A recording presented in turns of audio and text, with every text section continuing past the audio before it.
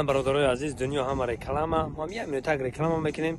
ما با کلی مردم غریب شرکت موحدین توصیه میتونم برای گذشتن گرانیسا.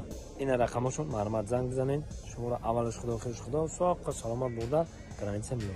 شرکت موحدین در خدمت شما. بریم تماشا.